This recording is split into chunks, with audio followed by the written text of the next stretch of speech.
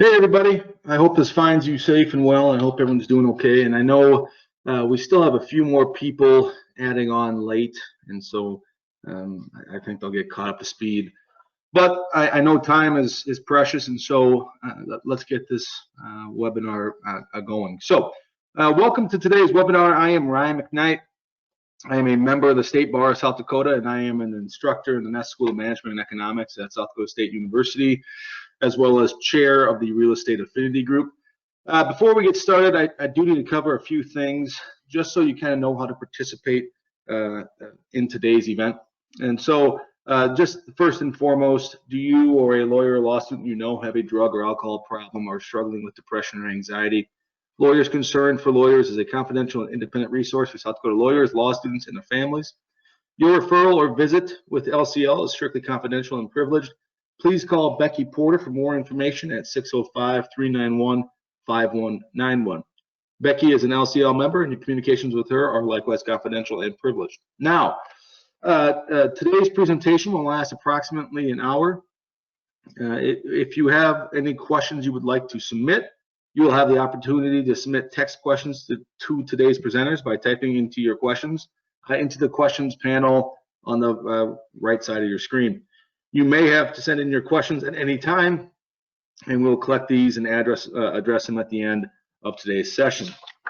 So now I would like to introduce Eric Hanson. Eric serves as the president of Dakota Homestead Title Insurance Company and the Homestead Holdings Incorporated, where he oversees a variety of real estate focused business around South Dakota. Eric is a Sterling Honors graduate from the University of South Dakota Knudsen School of Law. After clerking for the First Judicial Circuit, Eric began at Dakota Homestead in 2013 through today. Through his work with Dakota Homestead, Eric has works to provide and continuing education to attorneys, realtors, lenders, tax advisors, and other real property and related issues. Thank you, Eric, for this opportunity, and thank you for the presentation that we will see today. Thanks, Ryan. As Ryan mentioned and before, please be sure as we're going along to share anything in the chat in connection with it with regards to any questions, suggestions, anything else along the way. Today's focus is going to be educational from the perspective of talking about what is all going on when it comes to electronic real estate documents and remote notarization, and also as designed as a springboard to figure out what we want to do and what's going to be the best option going forward for South Dakota. Let me know if anyone has any issues when it comes to view any of the slides. We'll make sure to get those uploaded and sent out as well. And as well as if I start going too fast or get too excited talking about this topic. All right. The starting point for this entire process for what we're dealing with is the entire world of, let me just click my next slide on that one. Ryan, you want to move on to the next one? I think you've got the slide switching. Should be down at the bottom for Pete and tabbing over.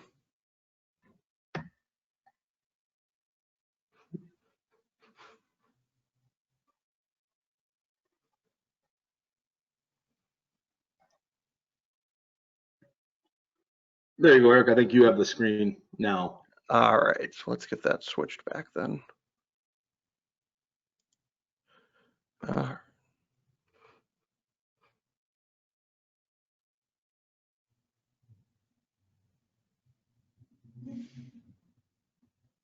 Okay, is that one back up, Ryan, yet?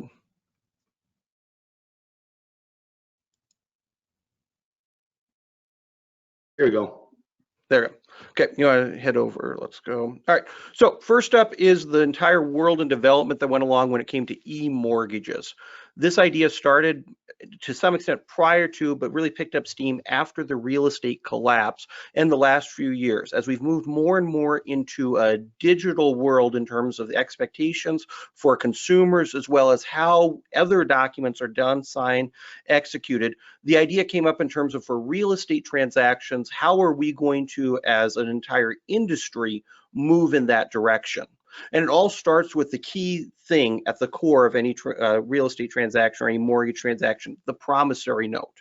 One of the fallouts back from the collapse and the lead up to it was the development, as we'll talk about in a second, of MERS and other systems where we're trading mortgages. That actually promissory note, that investor behind the scenes, is shifting much faster, and it doesn't follow anymore where it would usually be you take out a loan with one bank. It'd be that bank over the course of you paying that entire loan to either refinanced it or paid it off after 20 to 30 years in connection. Now the entire world has shifted in the real estate industry where that promissory note is held by an investor, and that investor can change on a frequent basis. But if there's a default or something goes along the way, that investor needs to have the actual promissory note so that they can collect upon the indebtedness in collection with it. We've gone from a system where it would take boxing up all these mortgages, all the notes that went along with it, all the documentation, to ship it to different centers where they'd be stored at, and then it would get moved, reviewed, and sent to the next service or investor along the way. That paper trail was, one, proving to be difficult, and two, proved to be nearly impossible to keep track of when situations such as banks failing, going through and finding out that who actually had the physical promissory note became an issue in and of itself, prompting the question to come, is there a better way for us to handle this, especially as we move into a more electronic focused society? Typically, real estate transactions have lagged behind in connection with it. So it got started in terms of we need to come up with a framework that the federal backed agencies, Fannie Mae, Freddie Mac, FHA, VA, would support in connection with it. The lenders themselves, the servicers associated with it, as well as title companies and others involved in the transaction, could all agree that this was going to be the system that we use. So that way we didn't have to worry about changing so much the underlying laws and understanding of transactions. Understanding that the borrower is still executing a note, the investor still has to be the holder of that note, and if there's a default, the investor as the holder can attempt to enforce and collect upon the collateral, i.e. the encumbered property that goes along with it. All right. As it talks about down at the bottom of that slide, one of the key questions that comes up is, if we're going to go that route and the lender, the investor, is going to be holding on to an electronic promissory note, how do they prove that they are the sole holder of it and the one entitled? And that's the same, the original, what was executed by that borrower, so that way there's not challenges to the validity of that process, which would slow down foreclosures and also undermine confidence in the entire system that went with it. As we move on to the next page, we see that development that went into it. It's the concept of the e-mortgage. That's the terminology that got adopted and has been used for the last few years to refer to this all-encompassing program in connection with it that includes not only the mortgage documents done to secure the collateral, but the promissory note, other affidavits, other background information, all the things that are necessary to prove the validity of that indebtedness and the collateral being secured in connection with it. Similar to the e-mortgage, with the whole concept of the e-note. That's the specific electronic promissory note and the terminology that lenders have started to use to refer to when they're using or when they're attempting to move towards an electronic only based equivalent for a note that's going to be used in a transaction as the promissory note to secure that debt. How we keep track of things is where MERS comes in. Back in the early 2000s was when the mortgage electronic registration system got developed. MERS is the database, the source, the resource that goes along with it that keeps track of, one, who the holder of the indebtedness is, and two, who the servicer is related to that. So that way, on the customer side, you can always look up and see where you're supposed to be making those payments to in terms of who the servicer is. And also it's the source of keeping track of that information in terms of who the ultimate investor is, that there's not these competing databases where that stuff is stored at. That idea is important because for an electronic mortgage system to work, there must be an accurate and relied upon registry that's keeping track of that information. We hear about terms such as registries and things like that when we think about the developments of blockchain. This was ahead of that time in coming up with a similar concept. So when coming down the path of coming up with e-mortgages or e-notes, the concept came up of using what was already an existing system in place to act as that registry, not only for those current transactions, but e-mortgages going forward. The other part that's essential is the e-vault idea. That's a database, a storage system where all of the documents are kept at, and they're going to remain there unchanged, unmutable in terms of they are locked in that database. So that way, when at the time of closing, a borrower signs that note, signs that mortgage, signs those other documents, they get put in that safe spot that's accessible.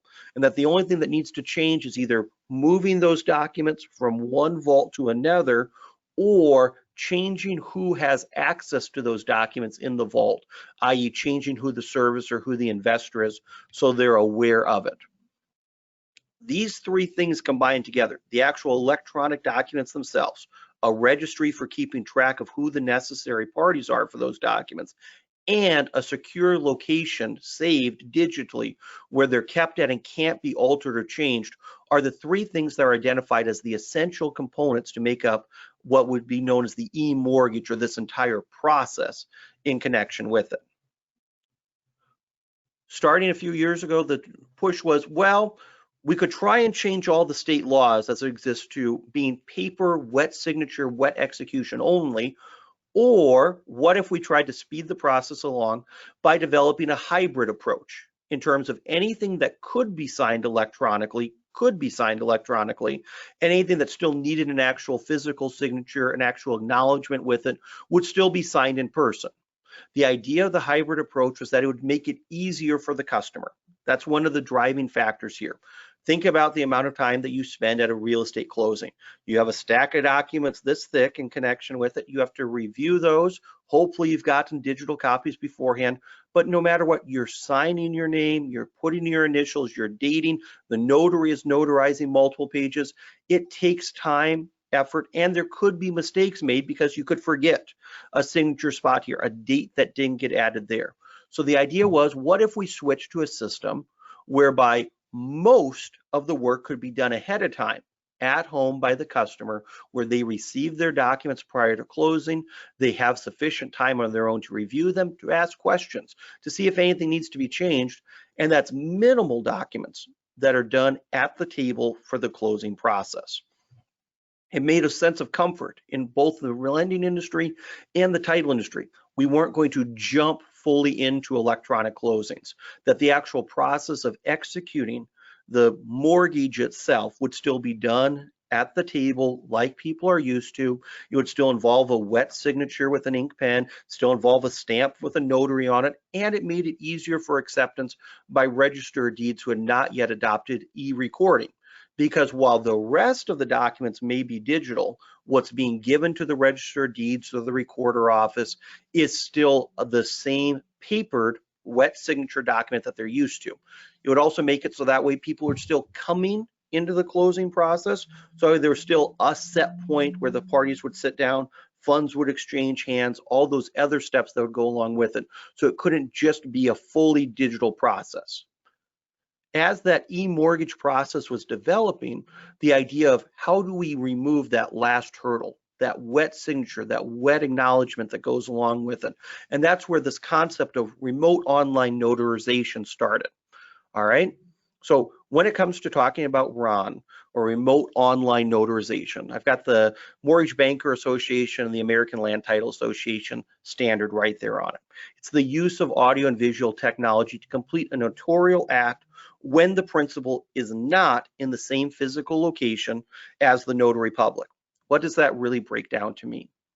It's allowing for the instance whereby, just like we're doing now through some form of telecommunication, video conferencing, a notary and the customer, the person, the signing the document, the executioner, can go ahead and make that connection and affix their signature, affix their seal without needing to be in the same spot with each other.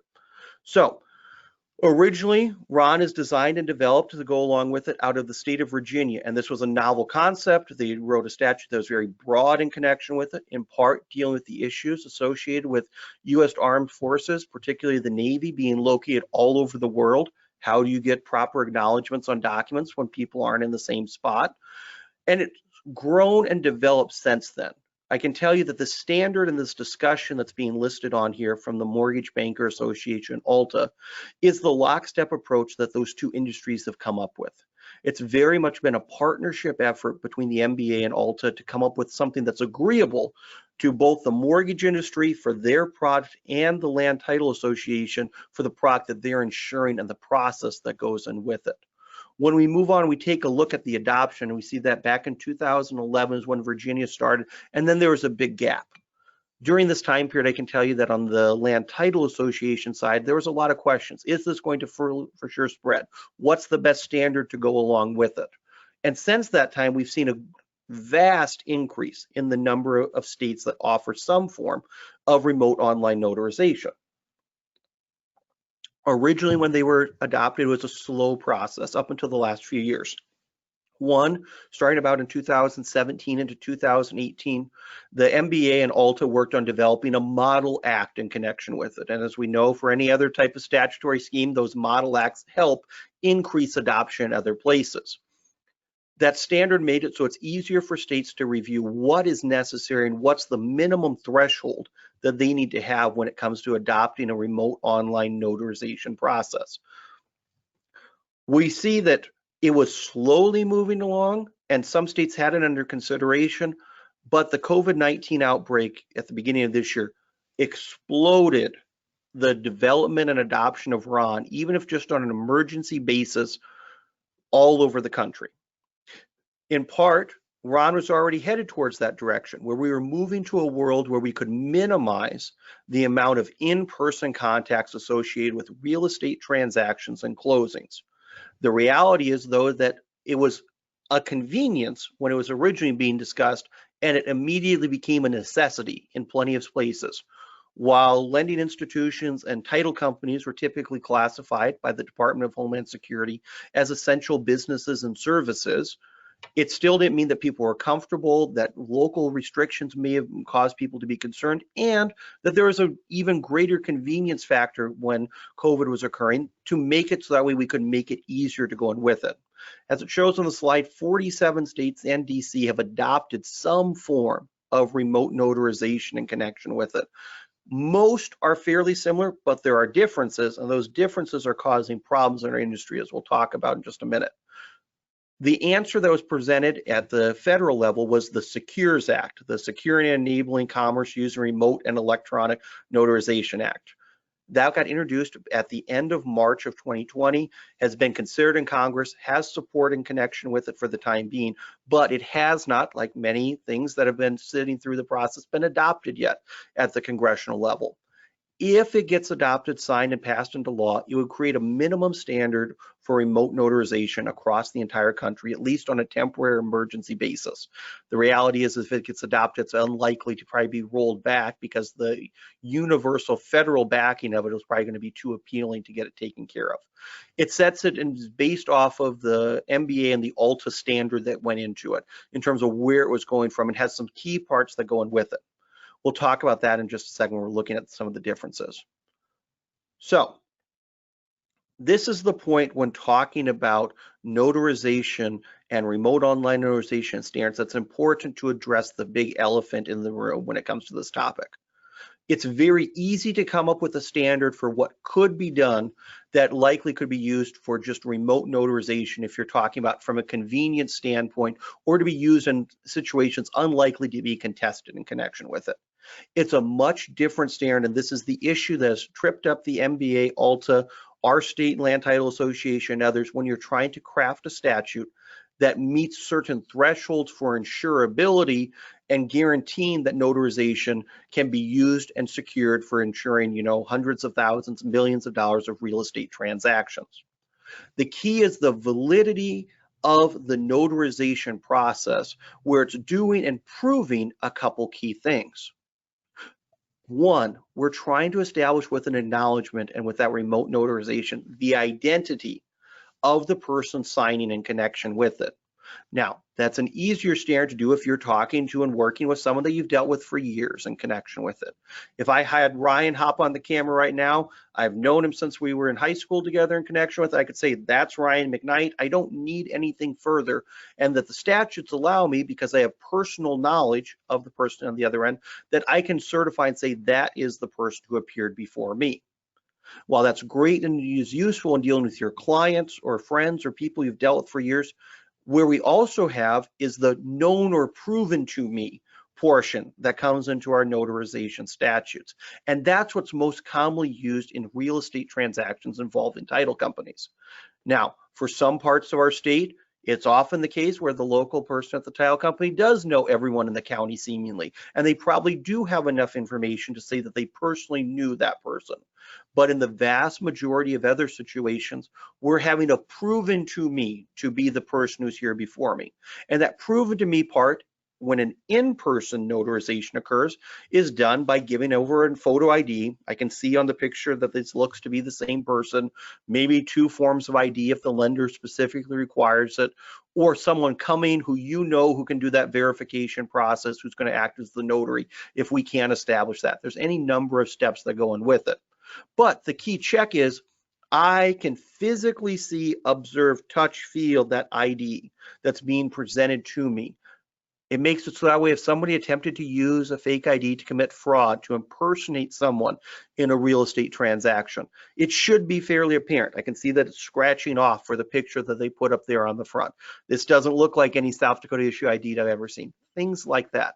While I would like to say that such situations have never occurred in the real estate industry, we know that fraud is rampant out there, especially as times start to go bad in connection with transactions, having gone through and survived the real estate collapse of 2008 and 2009, plus the level of sophistication being used to try and gain access, steal funds in connection with real estate transactions, has made the entire real estate industry one of the largest targets for phishing, cybersecurity risks, and other attacks because of the dollar amount that is potentially available in those transactions if you can get past some of the protections that go in with it. It's because of those concerns and those backgrounds that led to the specific standards that ALTA and MBA put in the Model Act. First is the audio recording, video recording of it. It's not sufficient just to have a video stream. You have to save that video, save the audio in connection with that video. So that way, if at any point in the future, someone claims that something was improperly done, that's not what was actually said, you can just pull up the file and share that, and it's going to speak for itself in terms of what occurred in connection with that remote closing. Talking about the potential for the fraud, stolen identity, there's a multi-factor method of authenticating the identity of the signer. All right. If any of you have ever used the free online credit check for once a year from Experian, TransUnion, they will often, after you plug your information in, including your social security number, they'll ask you a number of questions that in theory only you should know. Back in 2013, Eric, did you buy a vehicle? If so, what was your monthly payment for that vehicle going forward? And you select those options and put in with it. The dirty truth of this system is that typically anyone who could get access to your financial information, your credit report, may be able to answer some of those questions. According to the third-party platforms that are approved for this process, they'll tell you that's 100% foolproof in connection with it because of the mix and the algorithms that they use. So let's presume that's the case because they're taking that liability on for certifying the identity. All right. The next step is that the notarial officer, the notary public, has to have a stamp that's their digital stamp that can be used, uploaded, and it's tamper-proof in connection with it. This is where the whole concept, and I won't go into too much detail, of metadata in computer images that are used goes in to make it so that way when you put your stamp, yes, it says Notary Public, State of South Dakota, my expiration date, Eric Hanson, all that stuff, just like my wet stamp shows in connection with it. It also has identifying information that would be unique to me and to my stamp. So that way, if there is ever a dispute about whether or not I was the notary on the transaction, someone with a background in it could look it up, prove, and say, yes, this is 100% Eric stamp, or no, that someone else impersonated in connection with it. The idea is that once you've developed your digital stamp, there will be years and only years out there with those specific identifying information that will be shareable in terms of knowing and verifying that process, rather than just scanning in or affixing an image of your stamp. It's a very much of a technical process for the uploading of it. That ensures that there's a high threshold of accuracy, that we're dealing with the notary who identified themselves and the party who passed that multi-factor test in connection with it. The ALTA and MBA standard, as well as other states that have adopted, have required a journal that you keep track of all your transactions. South Dakota is not a state right now that requires notaries to keep a notary log in connection with it. Other states do have that. If that's something that we would adopt on our statutes, that would be a change and be something that would add to any time a notary in South Dakota, even if they didn't need to keep a track of their notary events, anytime they notarized a document, if it was in person, they would potentially have to for all digital ones. So it's an important consideration to see if that's what we want to go with. That secure tamper evident technology, the answer to that was typically because of the third-party vendor involved in connection with it. Then also the registration of the remote online notary, that there's a database, usually at the Secretary of State's website. All right, as I talked about before, during COVID, we said that 47 states and DC have adopted some form of remote online notarization. I apologize for those of you who I have bothered over the last 6+ months on this topic. One of the issues is that South Dakota has routinely been listed as a remote online notarization state, when what we have in South Dakota is not the same thing that occurs anywhere else. All right. South Dakota back in 2019, originally considered in 2018, adopted House Bill 1272. That House bill was designed for remote notarization. The name and title of that bill is part of what's thrown off the entire lending industry to the state of South Dakota in terms of what we offer. South Dakota is actually ahead of its time. During COVID, there's been a development of what's known as remote ink notarization, and 1272 is much closer to that. So let's take a look at what makes up remote ink notarization.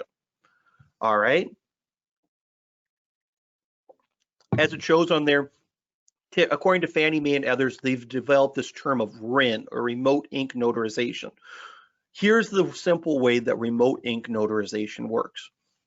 We set up some form of video communication technology whereby I, as the notary, and you as the signer of the document, have the ability for me to watch you physically sign the original document that you're executing in front of you. A deed, addendum to a trust that you've got, a business contract, anything that needs to be notarized, I'm watching that. And you affix your actual wet signature. You're using your blue ink pen, you're signing that, all right? And then what happens is, in a remote ink notarization context, is you mail the original to me, the notary, and then I receive that same original, and then I affix my stamp actually to it and sign that original just like you did. So it's 100% wet execution, just like documents are now. The only difference is the act, the viewing of that notarization was done remotely. Before the adoption in the industry of the term remote ink notarization, the term I used was delayed acknowledgement notarization, because that's all it is. We're watching the act of the document being signed today, and tomorrow, the next day, when I get the original back, then I'm affixing my seal. I'm just doing it later in connection with it. When it comes to RIN, one of the key things is identifying that it's a remote ink notarization transaction, because without that disclosure in the acknowledgement block, it would look, for all intents and purposes, just the same as if you signed it in front of me, because it's got a wet actual signature by the executioners, and it's got a wet acknowledgement that goes along with it. It's that acknowledgement block that discloses that this was done via remote ink notarization, via remote notarization. It was signed on this date, acknowledged on this date. I certify that's the original that was before me, and those other steps that go in with it. All right, let's take a look at what our statute 18.1.11.1 specifically provides in connection with it. This was what 1272 became, and was a represented compromise that was achieved between the legislature, the State Bar Association, as well as the real estate industry. when it was adopted back in 2019, long before the thought of for sure adopting remote online notarization nationwide because of a global pandemic in connection with it.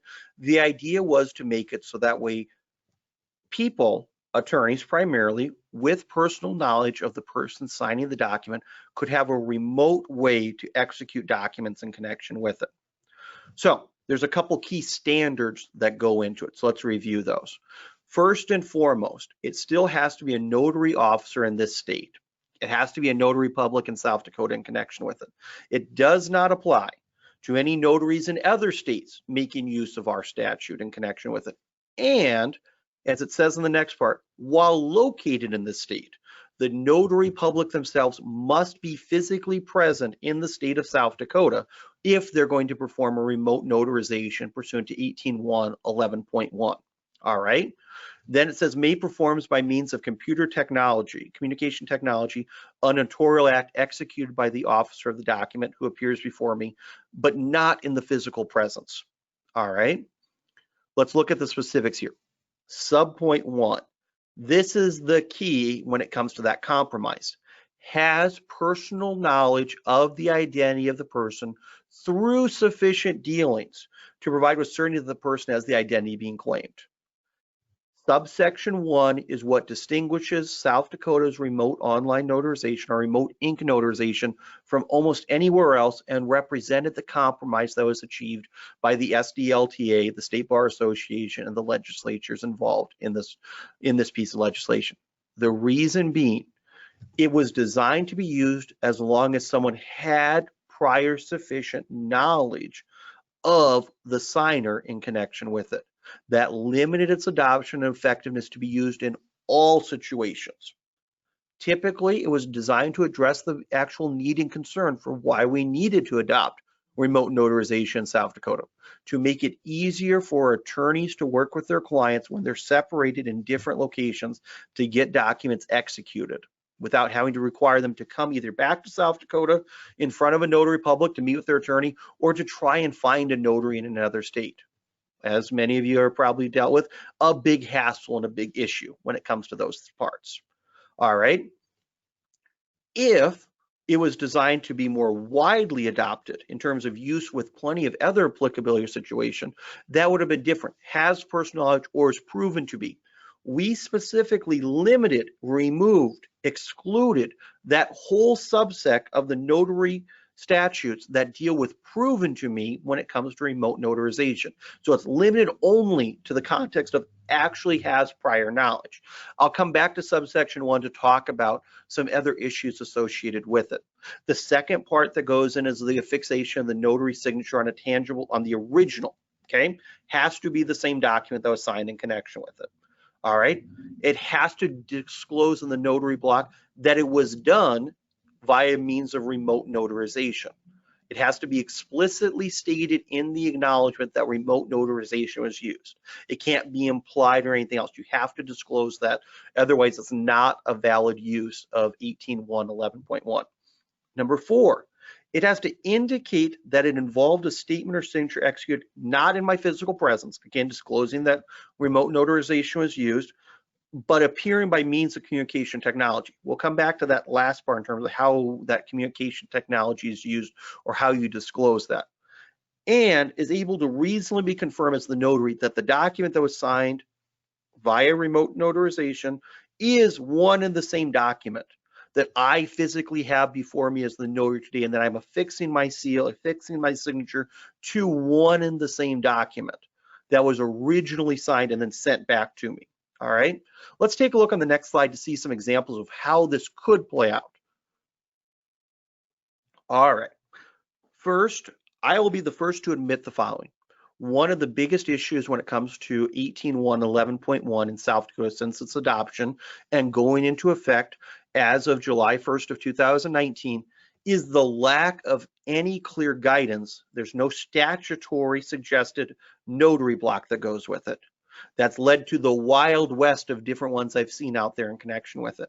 What's listed on here is the best approach that both myself, Chris Moran, others in the industry have come up with to try and reflect and encompass full and strict compliance with 18.1.11.1. It starts out by pointing out on this blank day before me, put in the notary officer's name in connection with it. Before me appeared the signer's name. So you dictate and put in there who appeared before you, just like normal in connection with it. Then you specify the remote location. So it's identifying this was done remotely. So we are also identifying where the signer was at the time of this remote notarization. Next is the part that goes back to 18.1, 11.1, subsection 1. You need to put in that acknowledgement how you as the notary officer have sufficient prior personal knowledge to make an accurate 100% for sure designation that the person on the other end of the camera from you is the person whose identity is listed in the document and is signing it in connection with it. All right.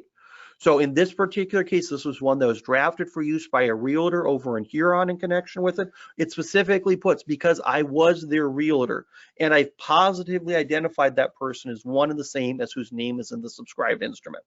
All right. Then for getting down into the next portion down below, where we're dealing with the person not being the physical presence, subsection 4 of the statute in connection with it, saying that's done by means of remote communication technology. And as we get down to subsection 5 of the statute, that last part, I confirm that I affix my seal to the same instrument so executed. By no means is this suggestion the one and the only way to go about, but it's the best we've come up with for it. And we typically, when someone brings the situation up to us, we have to work on trying to craft it to the unique nature of it.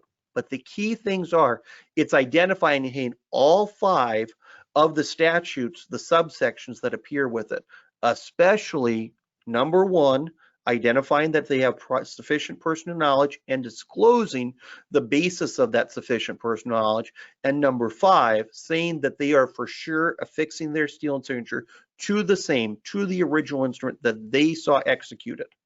When we think back to what the ABA and MBA standard has, one thing that's missing from South Dakota statute is there's no requirement of a recording of that conversation. We just establish and say that there's this means of video communication, telecommunication technology for observing it.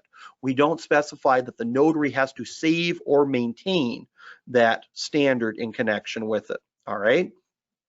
We look on that next slide there, slide 12, we see that these are other key areas where it differs from what other states have done, what the standard is. I already talked about the first part. This is the most important. South Dakota is a personal knowledge limited state in connection with the use of remote notarization. It cannot be used in a situation where the notary does not have sufficient prior knowledge of the signer. All right. You can ask me later about what that standard means for sufficient prior knowledge and dealings, because it doesn't really exist. But typically, we're going to think it's going to be things such as I've acted as their attorney, I've acted as their realtor, I've acted as their lender, I've known them for 5, 10, 15 plus years, something that identifies more than just we're meeting for the first time or I've had limited dealings with them. As I already talked about the fact there's no requirement.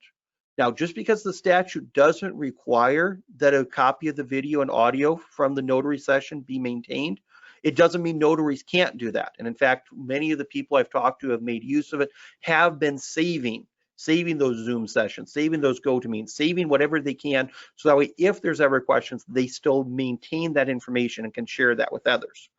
All right.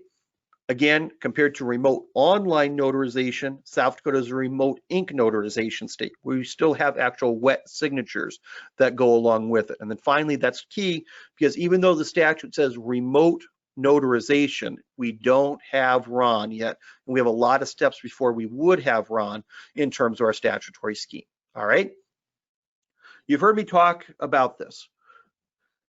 There's a lot of benefits, but a lot of risks that go into making a decision about adopting remote online notarization. On one hand, it makes it so it's significantly easier to move towards the direction that the lending industry, as well as the customers themselves, is pushing towards. 100% digital process for the home buying experience. If you see plenty of commercials, if you've taken part of the current refi boom that's going on, you know that almost everything can be done right now by uploading documents, filling out that application, all done from your computer, from your phone in connection with it. So the idea is, can we move that same direction when it comes to the actual mortgage itself and the actual signing of documents in connection with that transaction? It makes it so there's less delays. It's instantaneous in terms of things being signed and having copies of documents. It also makes it more convenient. If I could review all my documents prior to that closing, sign them at my own home, sign them at my leisure, rather than this is my time slot, I must arrive at the title company, must get everything done during that period, the lender has to meet those deadlines. It makes it so it's a much different experience compared to what goes on, especially if you think about the convenience factor, if you're buying property in a different area. Right now, we take use between title companies in different states inside of South Dakota, where we do mail away closings or we do witness closings that benefit people. But if you never even had to leave your house in connection with it to close on a piece of property in the Black Hills while you're still in Sioux Falls, it would significantly make it more convenient for the parties involved. Again, I've talked about this where I cannot overstate the importance of consumer demand. Back 2 years ago, before there was the COVID push that went into it as well, an overwhelming majority of consumers, when polled by different realtor organizations, lending organizations, the American Land Title Association, and others, have said that one of their biggest demands that they're looking for is get to electronic closings, get to remote online notarizations, because they think that we're an old archaic system that is stuck in the age of signing, all documents, and is out of line with everything else they experience on a daily basis. Then finally, COVID made it much more likely that remote online notarization should be adopted from the perspective of it's significantly safer. It avoids issues associated with lockdown orders, it avoids issues associated with travel restrictions, and makes it so that way, for sure, if someone's stuck at home, even if they just had a cold or couldn't make it in, nothing to do with a global pandemic in connection with it, that they could still get things done along the way. There's some big downsides, and these downsides are what we need to focus on as we're thinking about our process, what we're going to adopt in South Dakota. First and foremost is the cost associated with it. The reality is that there's only a handful of vendors out there that are truly marketing themselves as being remote online notarization compliant, and they don't do it as a service out of the good of their heart. It's a business for them.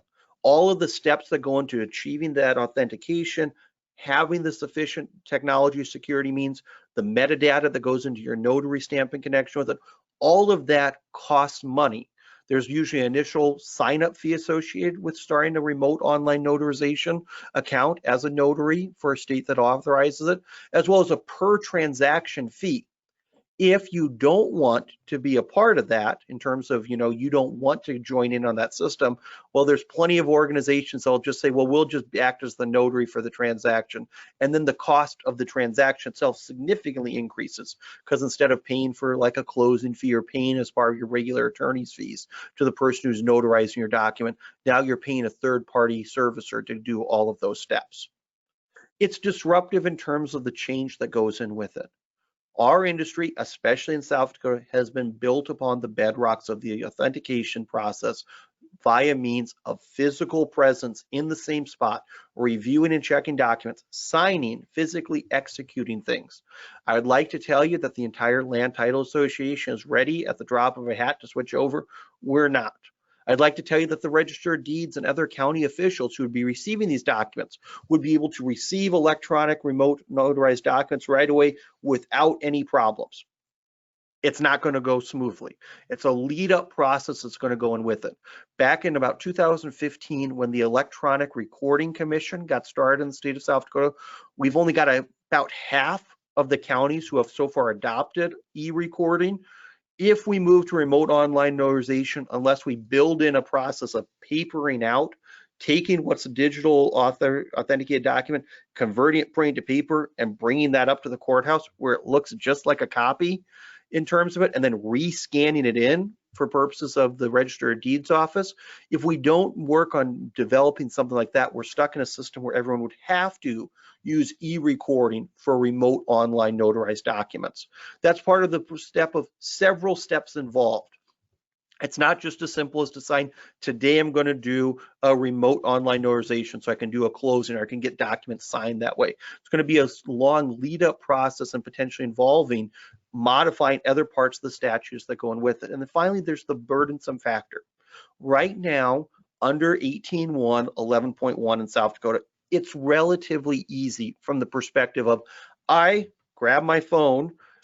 On the consumer side, I have it pulled up. We start a Zoom chat with each other. We start FaceTime. There's no requirement that I have to keep a video log in connection with it. You're holding it up. I've got mine up. We go through things. We see it signed. We're done. If we're going to move towards this adoption of a remote online notarization that has standards necessary in connection with it, then we're going to run into this issue of it being much more involved in connection with what needs to be done.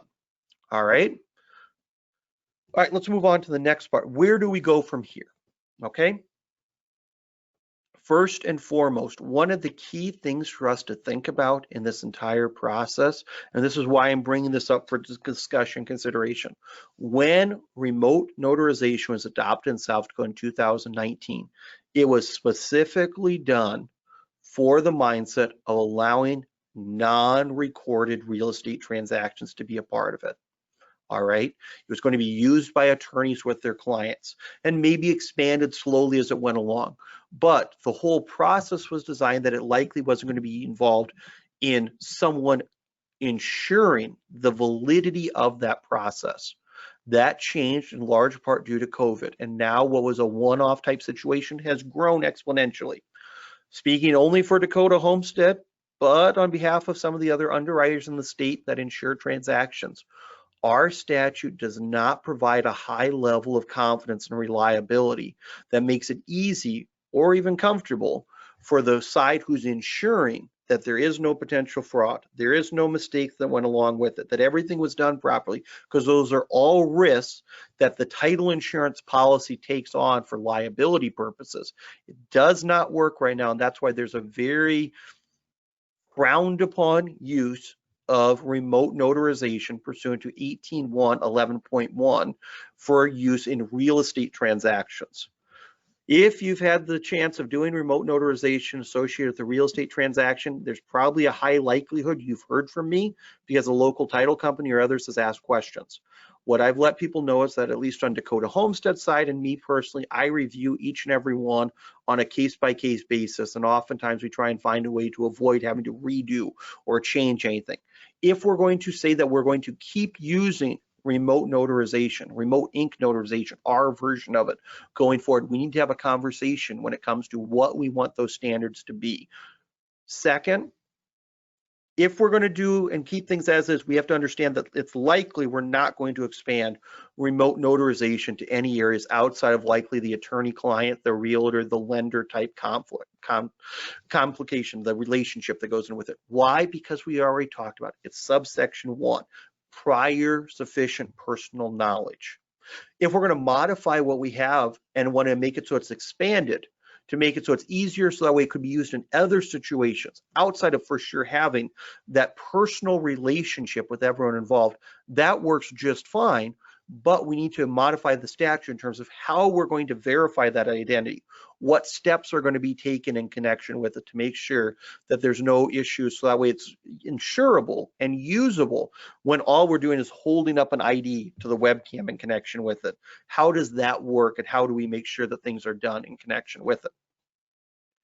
Alternatively, we could decide as a state that we want to fully adopt remote online notarization, likely as a standard similar to the SECURE Act, similar to the Alta MBA model that's been put forward. I have my hesitancies when it comes to saying that that's the best approach for what we're going to be looking at doing. The primary reason is that if we only adopt remote online notarization, it defeats a lot of the purpose that 18.1, 11.1 has that goes into it. South Dakota statutory scheme was designed and crafted to deal with a situation different than what so much of the other country is going on with. It was designed as an approach, a forward-thinking idea from Judge Johns, Craig Kennedy, Lee Schoenbach, and other attorneys in the legislature to deal with a very real need that the state bar community has, the remote distance that exists at times with our clients. Going forward and trying to make it so we adopt some higher standard would, one, make it more difficult for attorneys to make use of it with their clients, two, probably be cross prohibitive, and three, make it so that way it defeats the ease and accessibility point that you are going for with the statute. So, is it possible instead that we should be looking more towards a two-tier system? Maybe not adopted at the same time, but working towards their long-term. The reality of the situation is that because of the support of the Mortgage Banker Association, as well as our national organization, despite what we may think in South Dakota when it comes to it, remote online notarization nationwide will likely happen in the relatively near future of the next probably for sure 5 years. There's too much support for it, and COVID has taken the genie out of the bottle when it comes to what's being done to slowly, incrementally adopt it. The gas pedal has been pressed down in connection with it. It's going forward in other ways. In the short term, and to preserve that approach of personal knowledge, interaction, having a lesser standard, i.e. making it easier for attorneys to use remote notarization when dealing with their clients on legal documents.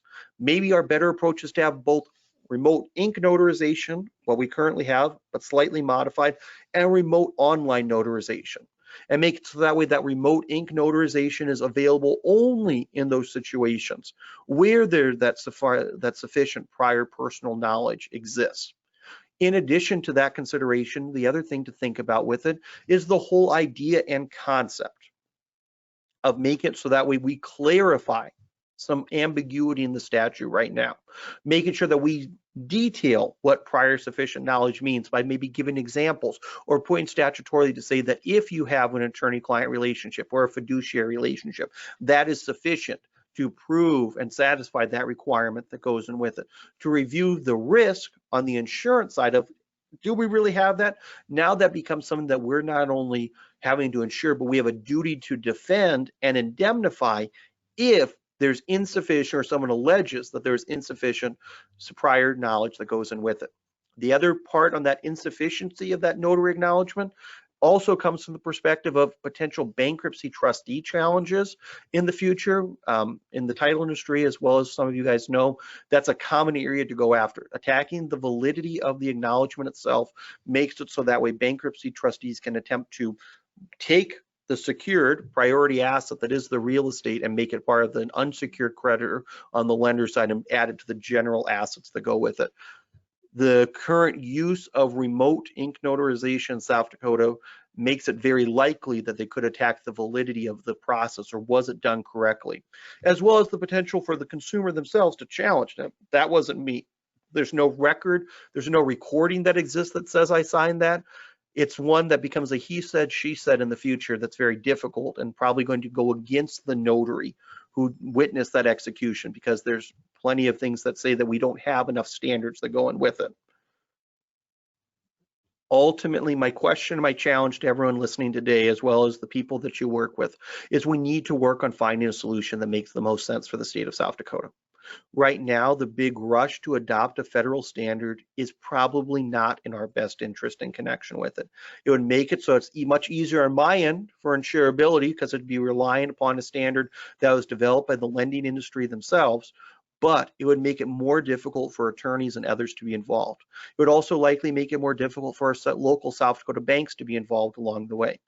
Instead, what we probably need to think about is maybe in this next upcoming legislative session, considering changes to 18.1.11.1 to add some additional strengths and protections with it that are reasonable burdens that are being placed on the notary to help ensure that compliance and that it's going to for sure work. We need to work on adopting and pushing through a standard notary acknowledgement block, so that way when it's used by notaries, it's being used confidently rather than handcrafted attempts that often are missing key parts of the statutes in terms of what goes along with it. And then start working towards how we're going to either adopt that federal standard or that industry standard as it exists for remote online notarization, while making sure that we have sufficient protections, such as the location of the notary public in the state of South Dakota, having to actually be licensed as a notary in the state, not just getting your notary, but physically being here. to help reduce down the risk of third parties outside the state coming in and being involved all the way through for our process, because there's a sufficient level of protection in terms of being actually here and present in connection with it. I see I've got a couple of minutes left. One, thank you, everyone. Please, this is a topic that's open for future discussion. Share any comments, questions right now. You can always contact me outside of it. If you're part of industry groups, you'll probably be hearing from me for potential draft ideas or changes to the legislation. We need feedback. The goal, of course, would be that we address the immediate concerns of 18.1.11.1 right now, hopefully during the 2021 session, and that the combined real estate lending, realty industries, as well as the business industry get together to adopt what standards they want and think is best, so that way we have a definitive plan going forward rather than trying to craft it as we go on the fly. So, Ryan, have you seen any questions that have come through? Yes, and thank you, Eric, for your presentation and all that you do for South Dakota and the industry itself. We're now going to begin to answer a few questions that have been asked to us. And so, Eric, please, if you could answer these at best you can. Keep in mind as well, you keep sending them in. I know we're kind of running short on time, but it seems like we want to make sure we get everything answered for you. So, first and foremost, Eric, do you know by chance if this is going to be sent out afterwards? Yep, I believe it should be. For anything associated with the State Bar Association, they upload the video connection with it. The PowerPoint can be sent out. If for some reason somebody wants anything, just email me. I'll send the PowerPoint directly to you. And then as soon as I get a copy of it, I'll make sure to make it available to anyone who's looking for it, since this is a broader based one compared to just one industry who has it. Awesome. Next question is presented. I am questioning why the notary needs to state that they personally know someone. Shouldn't the notary's oath of office be sufficient, just as it does when we notarize in person? Okay, so that's the key idea, that South Dakota's notary statutes, just like any other state, go in two different paths. You can either know someone for sufficiency because you have personal knowledge, in which case you're supposed to put in the acknowledgement personally known to me, or it goes down the path of putting in there proven to me in connection with it. Now, some of the statutes that we've got for statutory acknowledgements run those two together, but in theory, you're supposed to be disclosing which one it is. The answer on why for remote notarization it specifically matters is because of that risk of potential fraud concerns or other issues that go along with it. One thing we didn't talk about was the whole risk of undue influence potentially too. If you listen to other presentations on remote online notarization, they'll talk about how for some programs they have you pick up your computer, look around the room to show that there's not some person, holding a knife pointing at you saying sign those documents in connection with it. Because when it's in person, you can see and observe those things. So those are some extra steps that go in with it. But that personally known to me is explicitly a compromise that was done, because otherwise on the land title industry, on the insurance side as an underwriter, there wasn't enough sufficient identifiers there to make sure that that was being done for purposes of insuring real estate transactions where remote notarization was used. Thank you. Next question, and probably the last one I believe that we have. Eric, do we have permission to circulate and use your notary block that you presented earlier? Yes, I would strongly recommend it. I've sent it out to other groups in terms of things. It's not perfect, but it's better than a lot of what I see out there. Please let me know if you come up with a better option. I will share it widely with anyone involved. It fits and identifies and hits all 5 subparts of 18.1.11.1. It probably should be sufficient in terms of anything. I've never had any issues raised or challenged with it. The key thing is making sure you tailor it to your specific situation to disclose that what was going on, what the nature of that relationship was. Well, thank you. And I don't see any new questions being popped up. And here's one. I am an attorney in Watertown. Going forward, I could use RIN to notarize standard documents for my clients without saving the video and have confidence that I am in compliance with 18.1-11.1. So the answer is yes. As of right now, you don't necessarily have to save it in connection with it, but I would say to everyone involved, save the video. Okay, when it was originally discussed at the legislative level, there was some discussion about that recording that went along with it. But this is just a practical matter for purposes of anyone involved, but especially attorneys who are acting as the notary along with it. Save yourself the time and the hassle. Just do a recorded Zoom session or something else that goes in with it, because it will save you the headache of someone later on claiming that things didn't go exactly the way it did. All it is just saving a file on your computer. It's well worth the potential headache that could come down the road by not having the audio and video associated with that notary acknowledgement, what actually was signed, that communication, what was said even in connection with it. Make sure that you save those videos, because even if it's not required, do it. That's the easiest advice I can give when it comes to this, to avoid potential claims, issues, even potentially malpractice claims associated with it. You can defeat a lot of those by saving and keeping a copy of that video. Awesome, and we have a lot of people saying it was a great presentation, Eric, and I have to agree with them. And so, thank you again, Eric. If you get for follow-up, this is just me for being part of the CLE committee, please complete any feedback forms that you receive. We do diligently review them on the CLE committee side. We use that for making decisions, making recommendations for future programming. So any feedback that you have, positive or negative, is greatly appreciated. Yep, and that's I'm happy you brought that up. And so for those of you who are in attendance and those who are still here, if you have any questions or statements or concerns, please contact the State Bar at info@sdbar.net, and we will get them directed to Eric and myself. Once you leave today's webinar, like Eric stated, you will receive a survey. Please complete that. We do take that seriously, and we do use that as a benefit. And on behalf of the State Bar of South Dakota, thank you again for joining us, and hopefully you keep joining us in the future. So thanks again, Eric. Thanks, everybody.